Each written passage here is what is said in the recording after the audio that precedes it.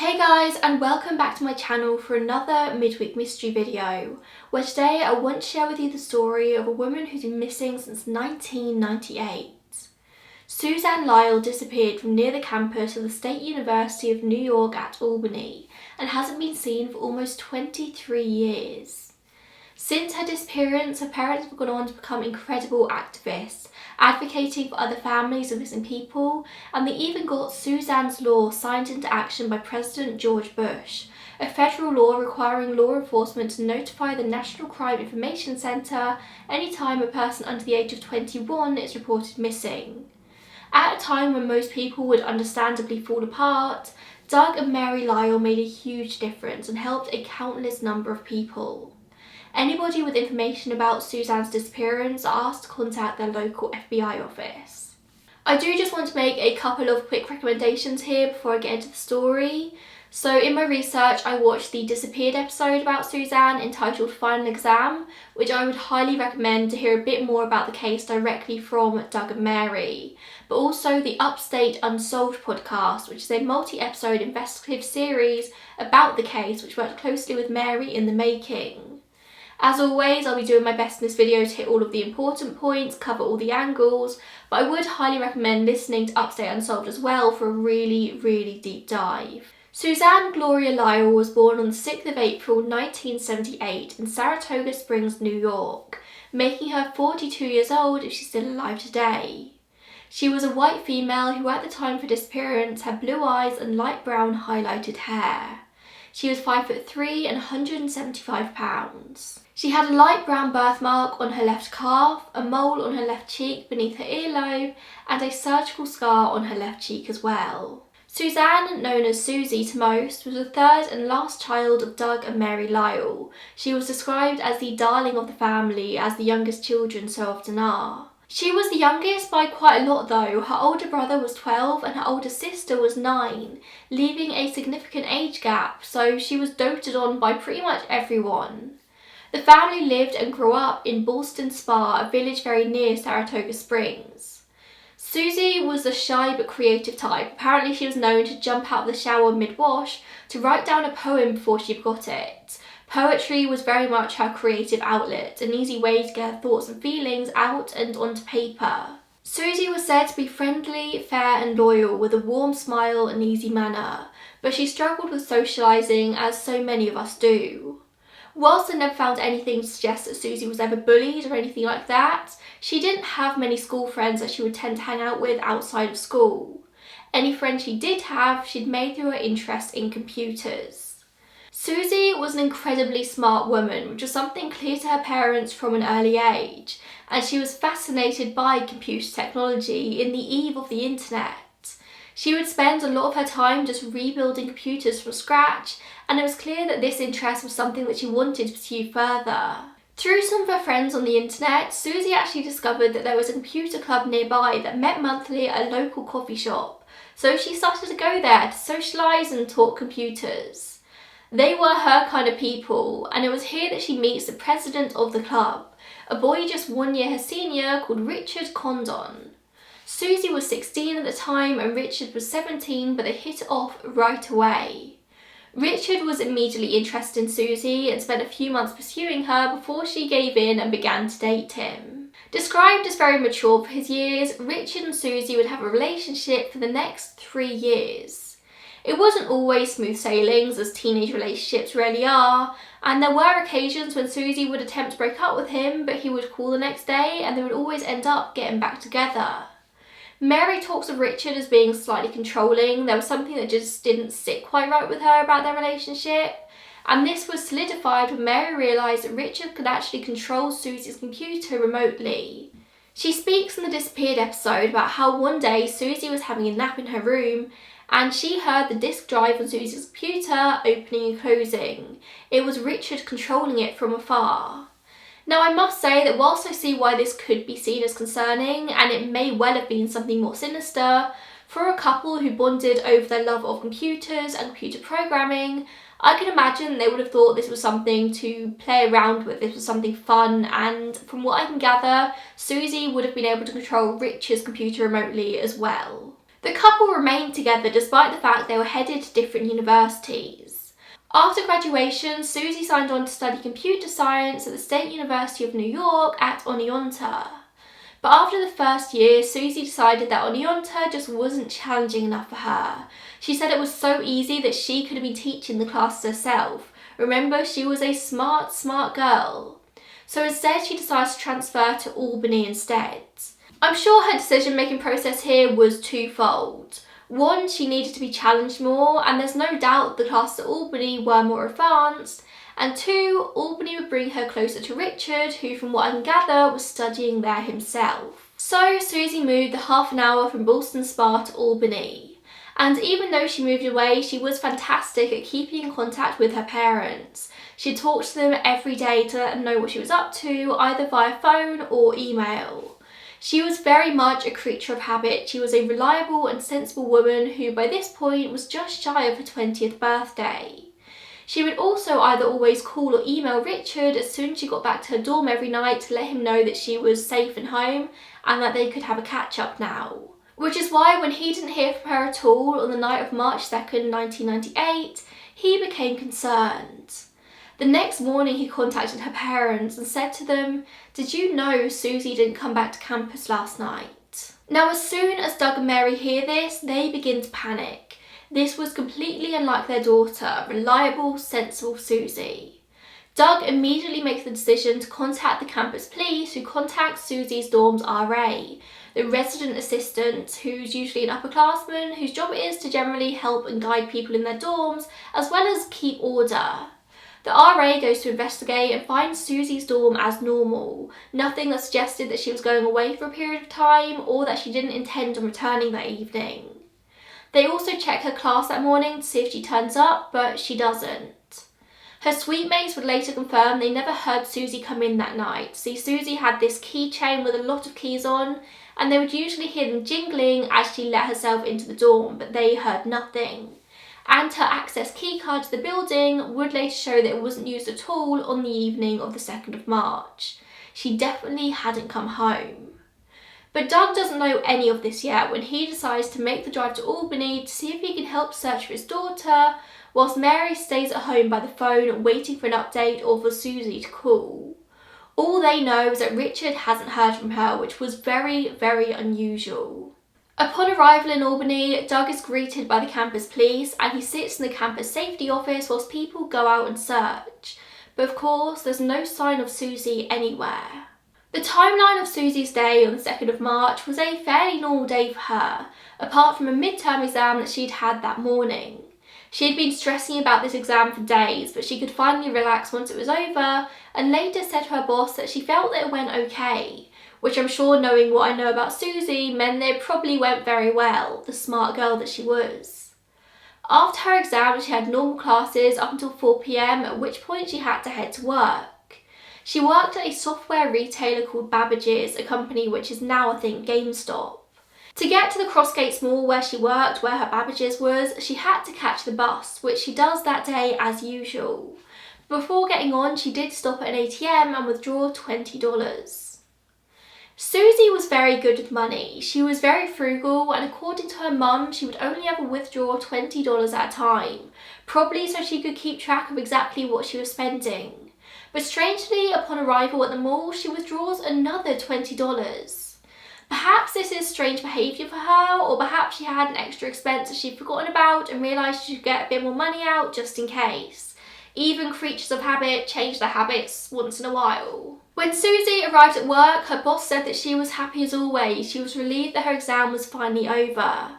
Her shift went on without any drama and finished at 9 PM, at which point she caught the bus back to campus. When the bus driver was later shown a photo of Susie, he said that he remembered her getting on the bus at the mall, but didn't remember her getting off. All he could say was that she definitely wasn't on board when the bus reached its last stop downtown. However, another student later reported seeing Susie getting off the bus at the Collins Circle bus stop on campus. She was alone, it was about 9:45 PM, and she walked in the direction of her dorm. This is a sighting that has been confirmed. This student saw Susie around the dorms often and knows for a fact it was her. This is the last time that Susie was confirmed to be seen alive. She was seen wearing a long black coat, a black shirt and blue jeans. She was carrying a tote bag and may have been wearing a polished 14-carat gold fluted bow ring, a frog-shaped silver ring and a necklace with a silver medallion inscribed with something that looked like the letter S. She was also nearsighted and wore glasses or contact lenses constantly, although I'm not sure if she was wearing her glasses at the time of her disappearance. So then we fast forward to the next day. Mary Lyall is sat at home frantically calling around to everyone they knew to see if anybody had heard from Susie in the past few hours. And then she has a brainwave to contact Susie's bank and see if her recent card usage could provide any clues as to where she was. This was about 3:50 p.m. on the 3rd of March. The bank worker on the other end of the phone could tell Mary about the 2 ATM transactions from the day before and that Susie had about $120 in her account, but there was nothing else, until they noticed a very recent transaction pop up. In just the last 10 minutes, Susie's card had been used for yet another $20 ATM withdrawal and the PIN had been entered correctly the first time. To Mary, this was a sign that Susie could still be safe and alive, not wanting to return to her dorm for whatever reason. The $20 withdrawal was very typical of Susie. The worker couldn't tell Mary any more details about the transaction just yet though, because they had to wait for vendors to turn in their receipts that evening until they would know where it had taken place. So they were going to have to wait until late that evening or early the next morning for further answers. It turns out that the ATM used was located only about 2.5 to 3 miles away from campus, located at a Stewart's convenience store on the corner of Manning Boulevard and Central Avenue in Albany. When later questioned by the police, the cashier at the convenience store didn't recognise Susie as a customer, which isn't necessarily the craziest thing in the world if she just popped in to use the ATM, but she was the type of person who would likely pop in and buy something from the store while she was there. So the next obvious step was to pull the CCTV footage from the store. Only the camera wouldn't prove to be too helpful at all. It didn't cover the area of the ATM, only covered the till, which was very little help. So instead they used receipts to track down each individual customer in the store at the time the card was used. And they managed to track down every single person except for just one. Multiple customers reported seeing another man in the store, a black man in a black Nike cap, complete with a Nike tick on it, as well as a mid-length Carhartt-style jacket. They didn't know anything about this man. They didn't know whether he could be a potential suspect in Susie's case, or maybe a potential witness, or maybe nothing relevant at all. A composite sketch was made of this man and this photo was circulated widely, even later blown up and put on billboards next to Susie's face. But for a long time they found no traces of this man, which seems to have made the police even more suspicious of him. Why would he not come forward? But eventually, quite a while later, they did manage to locate the elusive Nike man through multiple people calling in and identifying him. He was questioned extensively about Susie's case, but after a while, the police had to concede this man had nothing to do with it. Little more information is known about him, and it seems that he was probably just a customer like everyone else, and so the Nike man was dead end. But someone who did come across as slightly suspicious, to Mary in particular, was Susie's boyfriend Richard. Now we all know that it's standard to look into the boyfriend as part of any missing persons investigation, and a lot of the time it really is the boyfriend, so of course the police did look into Richard. In fact, he was one of the first people the New York State Police questioned when they took over for the campus police 72 hours after the disappearance. According to Mary, Richard showed very little of the kind of emotion you'd expect in the days after the disappearance. He didn't seem all too upset about it. But of course, there's no one way to act when something like this happens. Some people get over emotional, some people get numb to their emotion. I've learned covering cases like this not to judge on immediate emotional reactions. At first it seems that Richard did speak quite openly with the police and answer their questions, but eventually he lawyered up and refused to speak with them any longer, and it seems he also declined to do a polygraph test. Again, this is something you come across commonly in true crime cases, and a lot of people like to think it's suspicious when people lawyer up, but in all honesty, it's just a smart thing to do. Before you talk to the police under circumstances such as this, get a lawyer. But Susie's parents were never as convinced as the police that Richard was innocent. They thought he was a possessive, controlling boyfriend and may have had something to do with what happened to her. When Richard was first questioned, he was obviously asked what he was doing on the night that Susie went missing. He said he was at home, hidden away playing video games all night. He was playing games with his friend Justin, so of course the police go to Justin to confirm this. And Justin says that he's sure it was Richard he was playing with. They play together often and Justin could preempt Richard's moves, etc.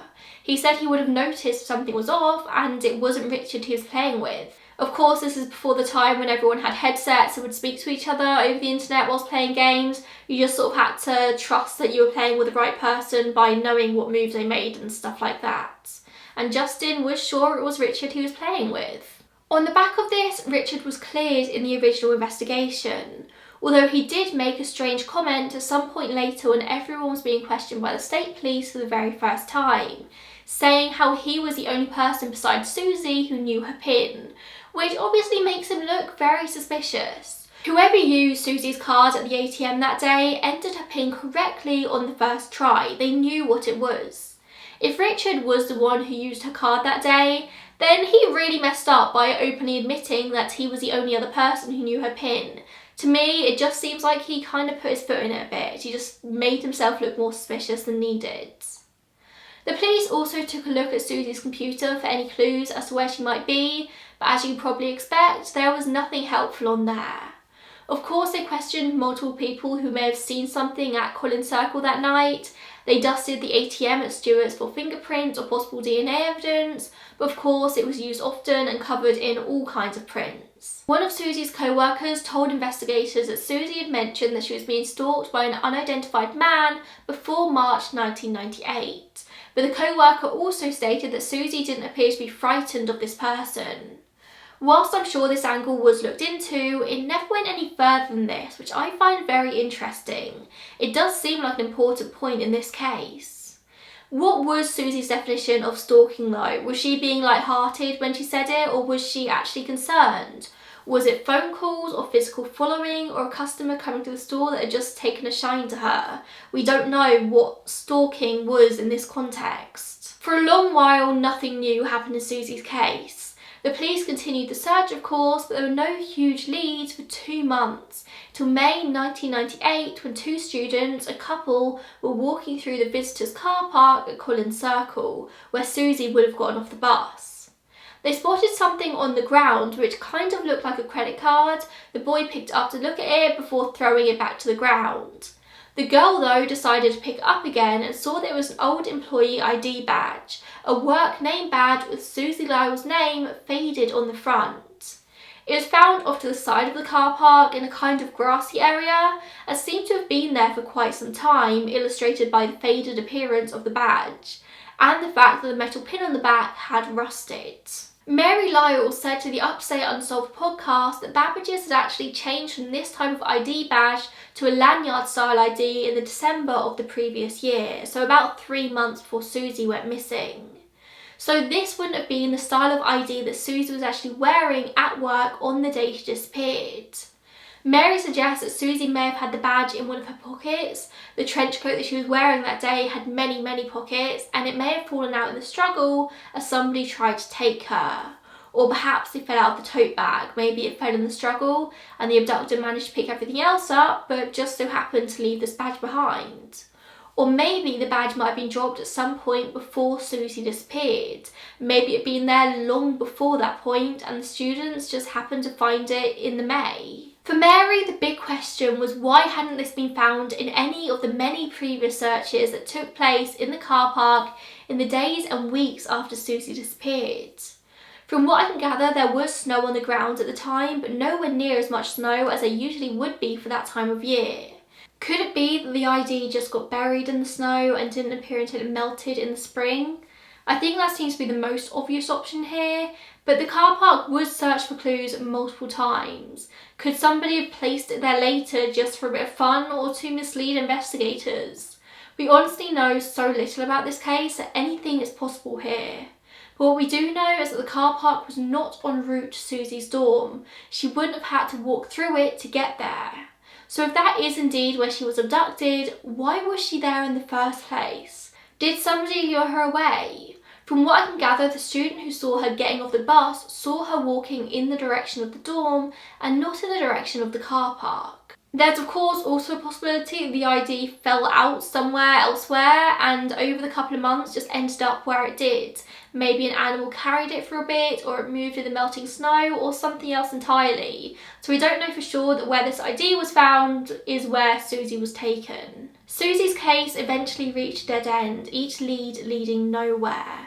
Links were made to other missing persons cases in the area, but the most similarities were noted between Susie's case and that of Karen Wilson, who disappeared from Albany 13 months earlier. Whilst Karen didn't disappear from campus, she actually lived in the same dorm building that Susie did, and the circumstances were very similar. She just vanished. Could the cases have been connected, or was it just a bizarre amount of similarities? But that's pretty much all we have on Susie's case. In terms of theories of possible suspects, there really aren't many. It's important to note that whilst lots of people do place question on the boyfriend, Richard, he was never named a suspect in this case, and it seems that the police believe his alibi.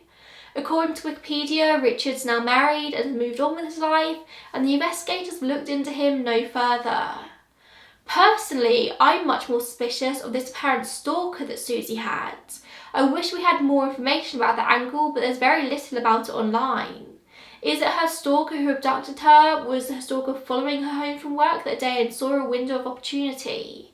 I think a stalker probably makes most sense in terms of somebody using her card and correct PIN the next day as well.